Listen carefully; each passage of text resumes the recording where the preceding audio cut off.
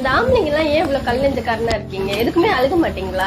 சாப்பாட்டுல கை வைக்கும் போது நீ எப்பப்பா வேலைக்கு போய் பெத்தவங்களுக்கு சாப்பாடு போட போறன்ற கேட்கிற கேள்விக்கு பதில் சொல்ல முடியாத ஒரு மகன்.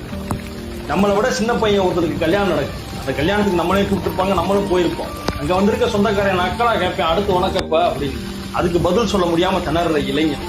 கல்யாணத்துக்கு அப்புறம் மனைவிக்கு அம்மாவுக்கு நடுவில் 1000 சண்டை வரும். அதுல மனைவிக்கு சப்போர்ட் பண்றதா அம்மாவுக்கு சப்போர்ட் பண்றதான்னு கலங்கி நிக்கிற ஒரு கணவன். இந்த பண்டிகைக்காச்சும் புது துணி எடுத்து கொடுப்பீங்களான்னு பிள்ளைய கேட்பாங்க. அதுக்கு என்ன பதில் சொல்றதுன்னு தெரியாம தவிக்கிற தகப்பன்.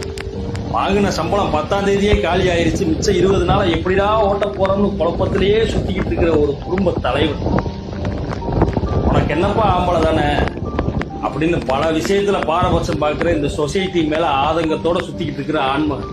இவங்க எல்லாம் கண்ணீர் விட ஆரம்பிச்சாங்கன்னா அதை துடைக்கிறதுக்கு கைக்குட்டையும் பத்தாது, அதை பிடிச்சு அடைக்கிறதுக்கு கடலும் பத்தாது.